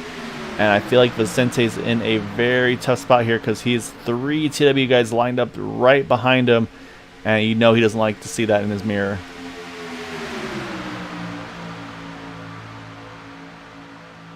I think I'm seeing 3 TW cars right in the middle, right behind the Vicente. Sad. That is exactly right. So we'll see. At some point you feel like they're probably going to try to pick on him and try to jump around here. As see the 5 here of JD Crow, he's going to roll to the apron, let the field swing on by there. So it looks like JD's kind of in a similar situation as Derek Walker, the whole rear deck lid of that car missing. So right now, you do have a couple cars trying to work the 3rd lane together, the 33 and the 06. I mean, Cody wants to A, get back up there, but also B, try to get to his teammate Vicente. But right now, just doesn't have the push he needs to as of yet. But he is definitely doing everything he can to push that 33 of Taylor Toller. What a push by Todd Siebels. Yeah, Todd is clearing that 14. And saying that at that point, the 14 had to decide, okay, do I jump in front of the 41? Or does Todd, or basically, yeah, wherever I go, Todd's going to go the opposite. So he chooses to jump down low, picks up that 41 here of Peter DeBorgia. And not a bad spot to be, honestly. I mean, you got a great pusher now behind you. And of course, you also got that yellow line to protect your inside. So, we know that the momentum definitely seems to work very well on that middle to outside lanes. We're down to 10 to go here, though. But yeah, I think for Vicente, I think of his options, I think that moving to the inside line in front of Peter was probably really the only and best chance he could have made there, or choice, I should say. No, I really don't want to pull the jinx of the broadcasting, but hats off to 21 of Andy Briganti. Having a great run tonight. I'm really impressed with him tonight.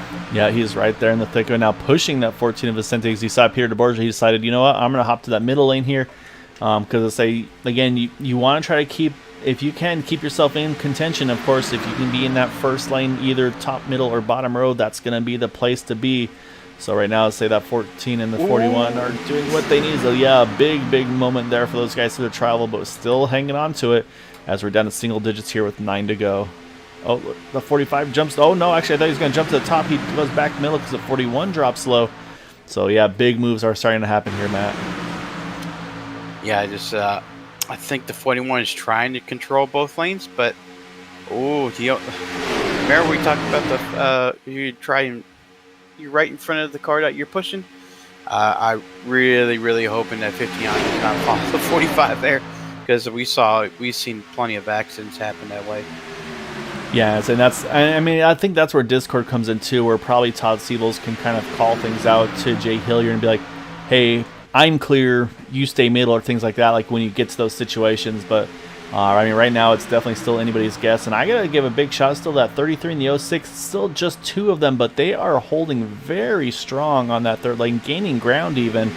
Yes, so sir. big props to these guys. They're not done with themselves here. And I say the further up they go, the more tempting those guys are going to be to go up with them. So you'd watch to see, does that 78 Donald Stewart, does he go? Does Alcina go at some point? Wow, what a push. There goes Alcina. He's going to jump up top here. But look at that 33 go, though, with that help from Cody Nagels.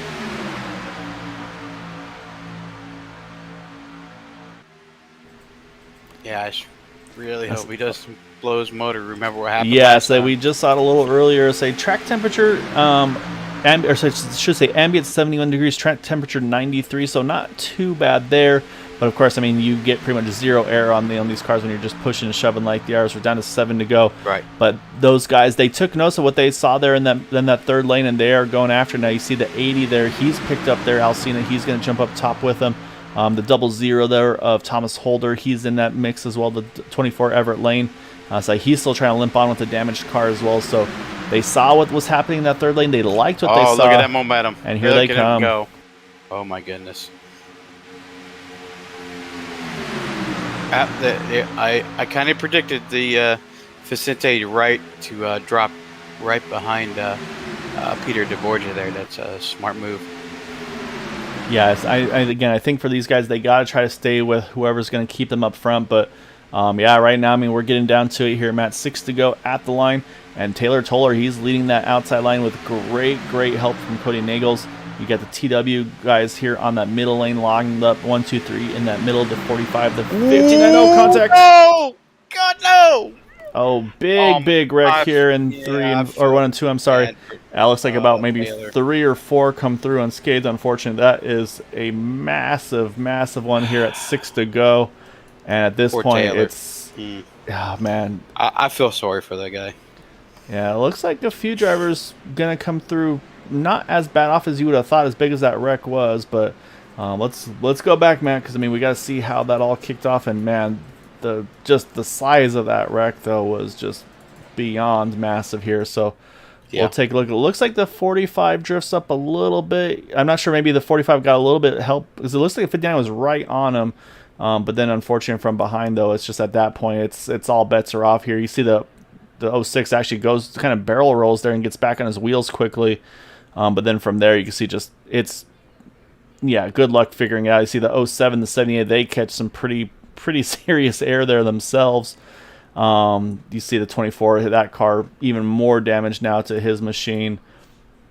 Robert DuPont with some pretty rough landing there. Yeah, there's the 33. You just talked about Taylor Toller.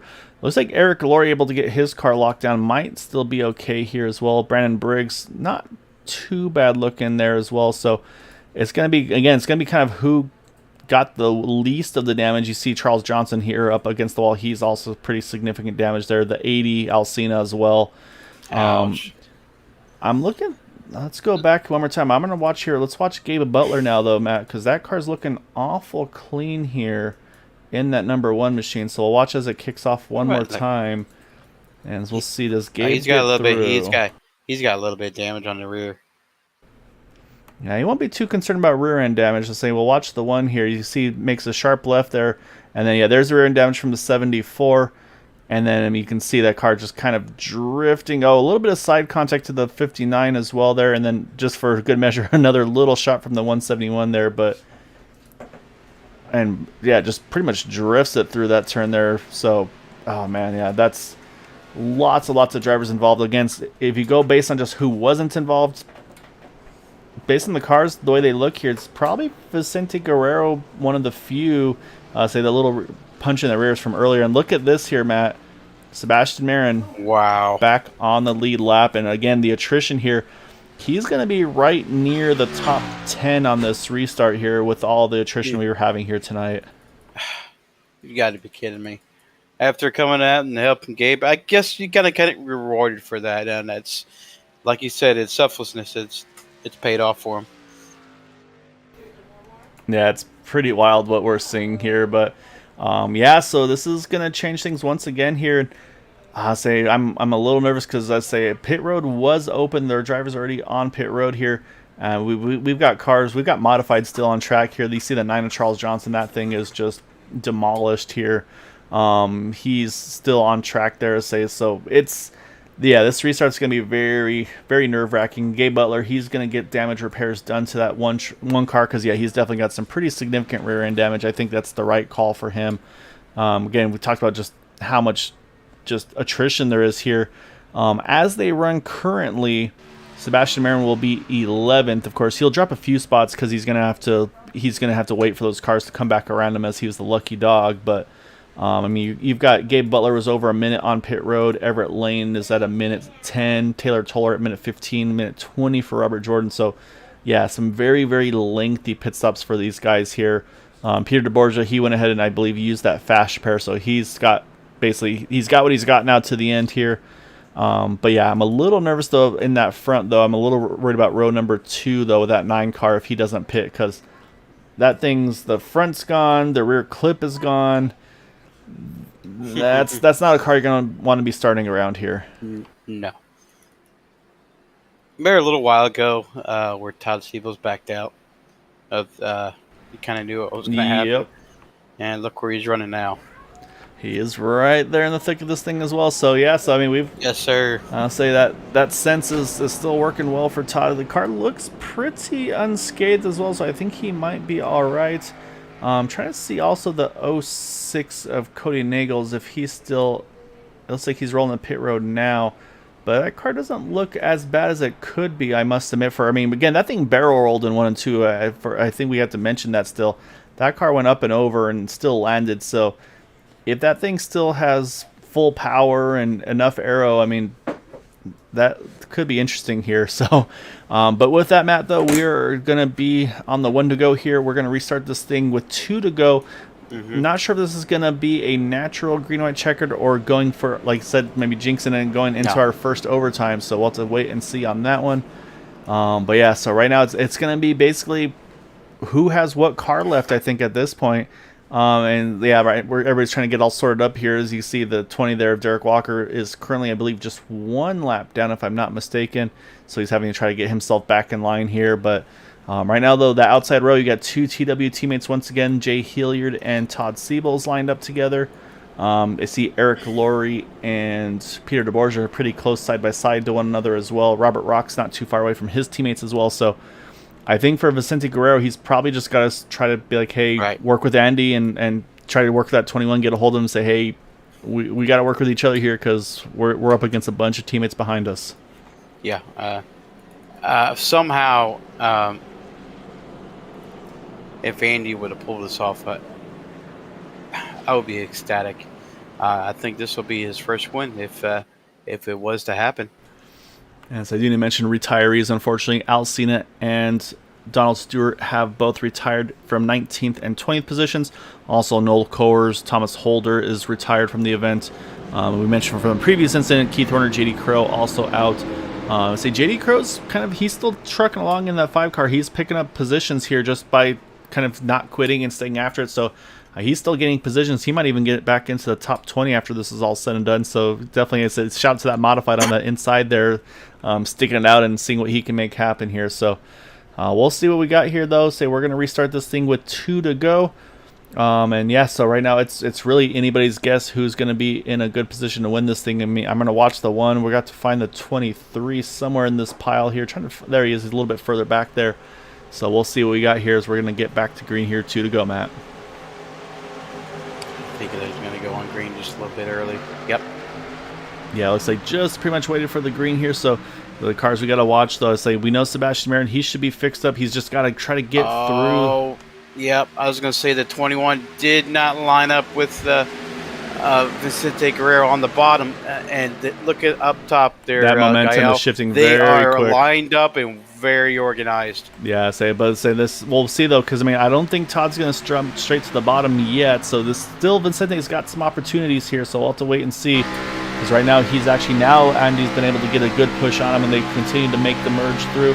And yeah, that's what I was expecting. Is I thought Todd was going to stay locked on with his teammate there. He's not going to ditch him, and that's exactly what we see here. So right now, Peter DeBorgia, he's going to jump to the 3rd lane there. He's going to probably pick up some help here pretty shortly as well from the 1 of Gabe Butler. Looking for Sebastian Marin. He's peeked into the picture here. Right now, these guys, they just want to see this white flag because from then they know it's to whoever gets there first. And we are down to Matt 1 to go here at Talladega. We'll see who can get the win here tonight. I am pretty much looking for Andy to push the Vicente Guerrero. I'd probably jump up top right in front of Todd Siebel. It's pretty much his only shot for the win this race. Does he go? But look at Vicente. If Vicente's protecting there, he's going to stay in the middle. Now he's going to drop back low. They got to be careful not to make contact. We're 4 wide here. We're 4 wide. I am scared. Oh. They hang on to it. Now, made it. Eric Laurie now up into 2nd here in that number 071. He's got Robert Rock behind him. And then there's Sebastian Marin's right there. Oh, big bobble there. Everybody's jumping around here as they come through the trial for the final time. Where's the moment? Oh, a little bit of contact from the 171 and the 14 at the line. Oh, it's gonna be tight. I think Eric Laurie gets the win. Wow. And look at our third place finisher there. 2 laps down earlier, Sebastian Marin somehow, some way finds himself into a podium position here. Let's go back. Let's watch that charge to the finish line there, Matt, because that was super close for these guys here. Saying I think right there, that little bit of contact between the 171 and the 14, it was just, again, the Robert Rock trying to help Vicente, but it got Vicente just a little bit loose. And then from there, so I think that was the momentum that he lost, unfortunately. And then you see right here, Sebastian Marin gets locked onto the back of Eric Laurie and gives him just that one little extra shove. I think that made the difference between those two to get back up into the front here. We'll try to stop it at the line. And yeah, it went to the thousandths of the second. Say on my timing score, it was 000. So yeah, 0.003 of a second. So that's crazy. So Eric Laurie getting the win here tonight. And so we'll jump live here as he's already celebrating there on the front stretch. That's a heartbreaker for Vicente. He knew he was right there, just unfortunately just didn't get the right push at the right time. But what a wild one tonight. Yeah, but Vicente, look at this. You get the extra bonus points for no one has not tonight. You get the clean race. And that, I was saying, that in itself is actually beyond impressive for Vicente to have an incident-free race there. So, and you can see, I feel like Sebastian probably feels like he pretty much won this thing also for going from 2 down to finishing on the podium here as well. So yeah, that's nuts. Let's go back. I mean, let's go chat with our drivers here and pull them on up here to get a word with all of them. I am so curious.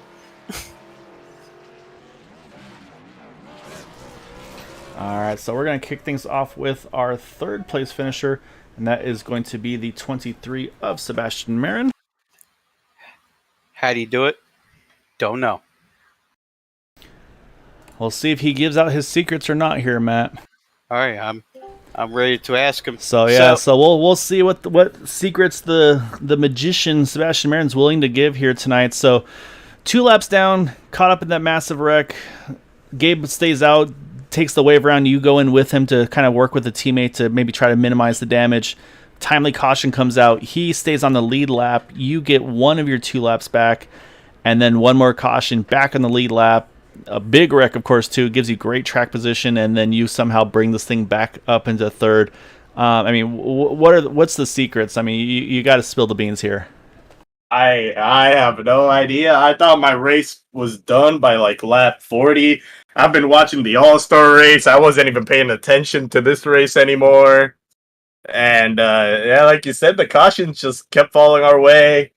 And then, of course, Gabe making that mistake. So I was like, my race is done for. Might as well help him out.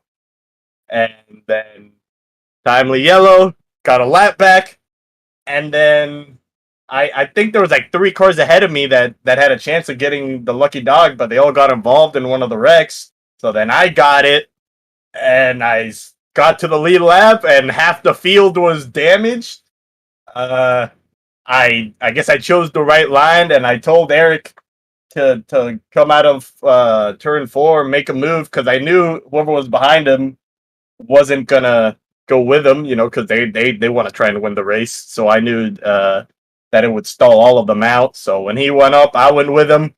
I didn't think we got it, but we barely just did. So I don't know how I got third. I guess I got a golden horseshoe up where, and it's great. I mean, I'll take a third any day of the week after how this race went. Yeah, I mean, it was yeah, that was, I think, probably one of the more wild ones. I'd say, like I said, yeah, that ending wreck there. I mean, that was, like you said, I mean, that was a good chunk of the field there. I mean, Matt and I were like, okay, 2 down. All right, we saw you make the charge. You try to get back to 1 down. You and Gabe working together, and like I said, that wreck happens. It felt like you probably threw that one out of the window. It's like, all right, yeah, whatever. We'll see how it shakes out. But yeah, I mean, I say, Matt, I don't know if you have anything to add on or to ask about that, because I mean, I think that's one of the biggest comebacks we've seen in the Super Speedway series. And so I think that's going to be answer is no then. No, I think he's speechless. I think he's speechless. I think that's probably spot He's still on in there. shock. He's still in But shock. I mean, just yeah, I mean that's just again just shout out, man. I mean, sticking with it, never giving up. I mean, saying I got to kind of also commend your teammate JD Crow. I mean, that thing front clip gone, rear clip gone. Stuck it out though and got himself back up into the top 20 after all of that was said and done too. So yeah, just awesome job here tonight, man. And definitely want to give you the floor here. Any thanks and shouts you'd like to give for that run or for that podium here tonight? Oh, sure. I'll give a shout out to Boot Knockers and my teammates. To Eric for winning the race. For Gabe. Me and him were trying to help each other out so we can get ourselves back in contention. JD, of course. And the other guys that couldn't make it, unfortunately. I want to thank you guys for the broadcast and Area 51 for this league. And I want to thank that lucky dog. The lucky dog rule is a thing because that thing just saved me. Oh my god, it was great.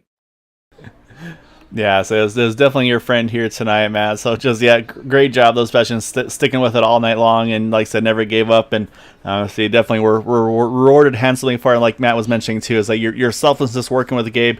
And so maybe that was a little bit that kind of paid it back to you as well, man. So yeah, just great job, and definitely look forward to catching you here again soon, sir. Yeah, I appreciate it, man. Thank you. All right, that is our third place finisher there, and then so this is always a tough one, Matt, because so you know that you felt like you're right there, the right spot, the right time, and just maybe one push, just that little bobble it looked like that kind of got you unsettled. You had to try to gather back up, and I mean, was that basically what kind of you felt like maybe undid your chances there at the end? Or I mean, because I mean you worked the race perfectly. As Matt even mentioned, sounds like you were the only driver to keep that car incident free from beginning to end. So I mean, that's a big shout out there too, because it was a wild one here tonight. Yeah, just unfortunate I didn't get the win, but I just wanted to protect the bottom. I knew that they were going to make an attempt to just leave me out in the bottom, but the fastest way around the track is the bottom. So takers would follow and try to help me push. I got a pretty good push coming out of the tri-oval there. I almost lost it. Was lucky enough to save it there, but yeah, finished second, I guess. So I'm quite curious there, Vicente. If you would have stayed up to that middle lane, do you think you would have more of a better chance to secure it?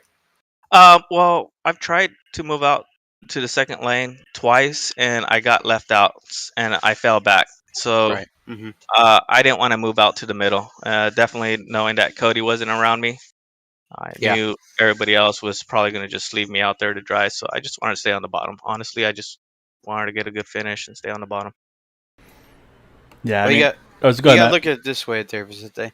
You're the only driver to get incident-free race. But to me, that's a clear win in your book for me. Yeah, that was good. Yeah, so it's also a great night too. So I'm looking at the points and say with that runner up again. I mean, it's always going to sting a little bit, but you actually jump 6 spots and get back up into that top 8. More importantly, as well. So even with that, I say of course there'll be a drop week in there as well. So I mean, still a good, like you said, a good result. But yeah, I mean, of course you want to get a little bit more there. But yeah, just the way to stick it with it, man. As like I said, I think what hurt you the most was once you and Cody got separated there, with Cody unfortunately getting involved in that wreck, which somehow I say we got to go back try to find that 06 car. He finished. I say that thing went up and over. It looked like he was going to try to stick it out and see how far he could take that thing. That was pretty wild ride that he took himself there. Yeah, I really wanted to bring this car to victory lane today because I know Cody spent quite a work on this paint scheme and the IROC paint scheme throwback deal, and man, it felt fast today. It looked good too. Yeah, I like the green. It's reminds me of Dale's last IROC scheme. I was mentioning the guy earlier. Yeah, my son used this colors right here, the neon green with the black race go-karts, and I thought the throwback and the IROC deal, I thought it'd be good to see if I get this thing up to victory lane for him. And I know my son also, Noah, is watching probably the stream here, and I wanted to. This was his first stream that he's gonna watch, and wanted to bring the victory lane. His daddy, watch his daddy win. But I don't think I disappointed him. I think I did pretty good. No, I think you did an awesome job. I'm really proud of you. Yeah, So it was a really really good run. I mean, like you kind of said, you were pretty much between a rock and a hard place. There are a lot of teammates surrounding you, and yeah, like I said, you pretty much put yourself in the only spot you could to give yourself the best chance to get that win. Like I said, just that one little bobble probably saying, I mean, 0.003 of a second. There's so many little incremental things that Right.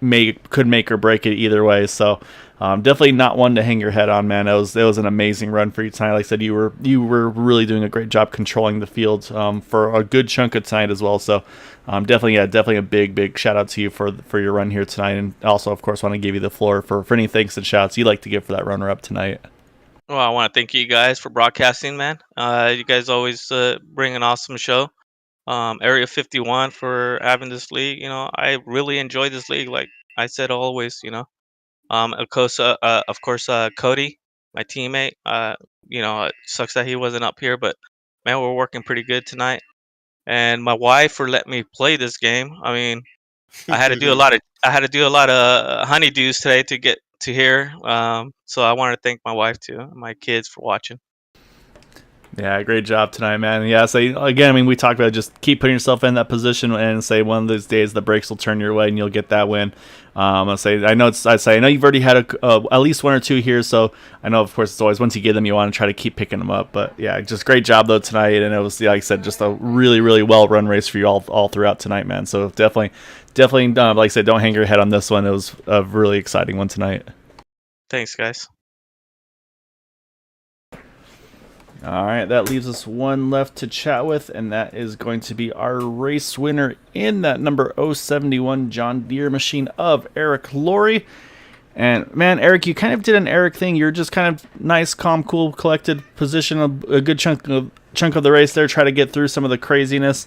And then we get right down to the end of the thing, and say you get the move, you put yourself in the pretty much one of the best spots you could have been in, and make that big move out of 4, and able to get the push you need to get to the win. I mean, just how wild was the race in general, of course, and then that final push to the finish on that last restart there to get yourself in position to win that thing tonight. Well, the race was a little bit wild, to say that. It was just a blast running though tonight. A lot of cautions. A lot of people got wrecked. I don't know how I ended up getting down there. I guess it was just the crash before, or the caution before that, where I didn't need to pit, so everybody else needed to come out fifth. So, and I didn't like being down on the bottom, but it paid off.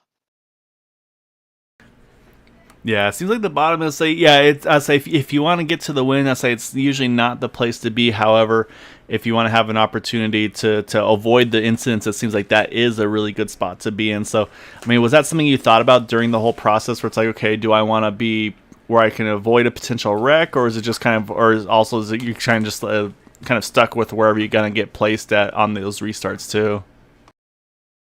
Well, you got to go with just what you're placed at, and I was hoping that the second line would just fall back, and it finally did. So that made me get into the second lane. No, saying you worked it once you got the opportunity, you worked it to perfection there, Eric. So, I mean, just great job tonight. I mean, we're used to seeing you up front all the time, and saying able to grab one once again here for yourself tonight. So it's definitely a well-deserved finish, and so I think it kind of keeps the winning season going on for you and your teammates there, with JD getting win number 1, Peter getting those 2 and 3, and now you grabbing the 4th race win here tonight. So just awesome job with you and your team, and just being able to keep yourselves in position here. So definitely want to give you the floor though, Eric. Any thanks and shouts you'd like to give for getting that win here tonight, man? Well, I just want to say that this is the best Make-A-Wish ever. I really want to thank you guys for what you guys are doing too. The guys too. It's hard to name them all, but some of them aren't even in here tonight. But it's been a real thrill running with everybody. Yeah, it's just it kind of felt like an Eric night. Like you just we don't even talk about you that much, and then once it comes time for everything to kick off, and there you are, and you're in a good spot, and this time you're able to take advantage of it and grab the win, and yeah, just well earned, well deserved one, man. And enjoy this one, and definitely looking forward to seeing many more from you to come. Thank you, and I owe it to Sebastian. He was a big help there at the end. Yeah, I say that's again, it's the perks of having the good team around you. So you've been on the pushing end, now you're able to be on the receiving end. So again, it pays to have those good teammates. So yeah, enjoy this one though, Eric, and look forward to chatting with you again here soon, sir. All right, thank you. All right, Matt, that is our race winner in that 071 of Eric Laurie. And so I gotta apologize, my timing or the car pictures aren't showing up correctly, so that never ideal there and for the interview stuff. But yeah, just a great job with them. So before we kick things off to the end though, Matt, we got to pull up our final results for this evening while we watch Eric celebrate. And like you said, Matt, 0.003 of a second between Eric and Vicente for the win. Sebastian Marin somehow from 2 down brings it home into 3rd. Robert Rock a solid 4th. Jay Hilliard in 5th. And you mentioned Andy Brigante having a great run. He brings it home in 6th over Gabe Butler there. Again, also 1 down, comes back to 7th. And then Robert Jordan, Todd Siebels, and Peter DeBorgia bringing home the top 10 results. And then Everett Lane and Charles Johnson 11th and 12th. And again, attrition the name of the night. You see from 13th on back, all a lap or more down with Bob Fitzgerald, Derek Walker, Michael Spell, Taylor Tollard, Cody Nagels, and Brandon Briggs there in 18th. And from here, you're going to see a lot of retirements after this. When you see Al Cena there, 19th, J.D. Crow, and then Donald Stewart, Thomas Holder, Noel Coors, Bud Steele, Robert DuPont, Jimmy Crow Jr., Keith Horner, and Andrew Schroeder. And then from here, these guys, very, very early retirements, unfortunately, including Jim Brooks, Brian Grimm, Randy Miner, and Jack Walls. Andy, if you're listening to the broadcast, keep your head up, buddy. Wins will come. You keep putting yourself in that position again. The wins are going to follow. It was a great effort. I was really rooting on you, but tonight wasn't your night. I'm looking forward to trying to get a win here at Area 51. I'm looking forward to it. Yeah, and once again, I'll say, looking at the stats, Matt, race length 75 laps, so they kept it in regulation once again. So it was close, but they made it happen here. So, but yeah, thank you all so much for watching, for supporting us here at Green White Checker TV. That will do it for us tonight. We will be back on tomorrow night for the Next Gen series. However, Tuesday will be off for the Indy series, and then back on Thursday for the Truck series, and then Sunday, of course, back here once again for the Super Speedway series. So, Matt, always a pleasure, sir. And definitely, again, congrats to our top 3. And so, yeah, have a wonderful evening. Stay safe. Take care, and we'll see you all tomorrow night at the Next Gen series. Take care, everyone. Have a good one.